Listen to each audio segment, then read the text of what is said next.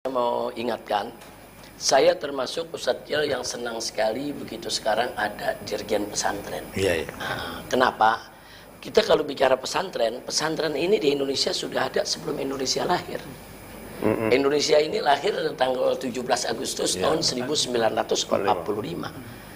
Nah, kalau kita lihat daftar pendirian pesantren, saya punya catatan. Nah, saya punya catatan di sini ada 50 pondok pesantren yang didirikan jauh sebelum Indonesia merdeka. Nah, itu nomor satunya ada di Aceh. Itu ada pondok pesantren Dayah Cotkala di Perlak. Itu didirikan itu tahun 1102, didirikan tahun 899. Artinya apa? Umurnya sudah 1126 tahun. Jauh Indonesia belum ada itu. Nah, kemudian yang kedua tuh pondok pesantren tertua adanya di Jawa. Itu pondok pesantren Al-Kafi Somalangu di Kebumen. Itu umurnya 551 tahun. Didirikan tahun 1475.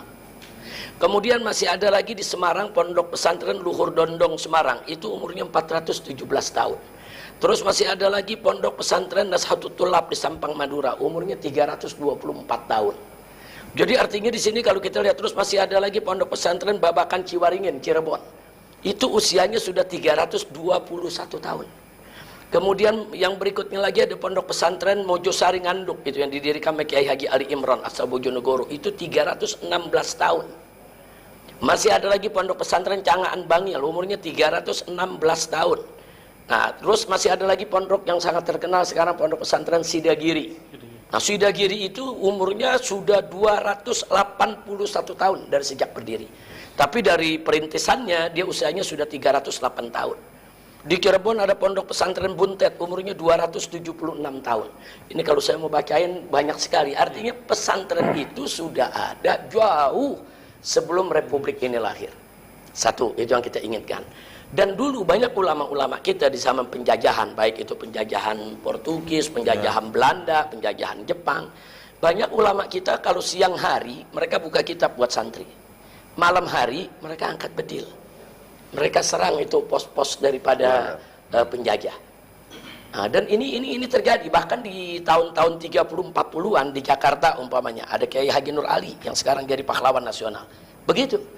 Dia ulama juga, pimpinan pondok pesantren juga, dan dia pejuang juga. Nah, yang seperti ini ulama banyak di mana-mana. Nah, betul yang dikatakan Ustadz Jil tadi. Jadi waktu penjajahan mereka turun angkat bedil, mereka ikut perang, ikut mendirikan negara ini. Yang tadi disampaikan oleh Ustadz Dery, kan ikut mendirikan negara ini. Tapi setelah negara ini berdiri, ulama ditinggal. Nah, ini problem. Jadi ini nggak boleh terjadi. Saya sepakat peran pondok pesantren, peran ulama itu harus betul-betul diangkat kembali, kemudian harus betul-betul dimaksimalkan dan dioptimalkan, yaitu peran mereka untuk menjaga negara ini. Nah, karena kalau kita lihat satu lagi TNI umpamanya, TNI lahir dari mana sih? Dulu kan nggak ada TNI. Mana kita ada waktu kita perang sebelum 45 ada Tentara Nasional Indonesia, tidak ada. Yang ada Laskar Hizbullah, macam-macam laskar kan, ada Laskar Ansor dan lain sebagainya. Mereka bersatu, ya itulah yang sekarang jadi TNI. Jadi artinya lahirnya TNI pun itu dari rahim para ulama, itu daripada santri. Nah, makanya bagaimana Bung Tomo pada saat mengobarkan jihad 10 November di Surabaya, itu kan melalui fatwa ulama juga, fatwa jihadnya Kiai Hasyim Asy'ari dan kawan-kawan. Artinya peran ulama ini nggak boleh dilupa.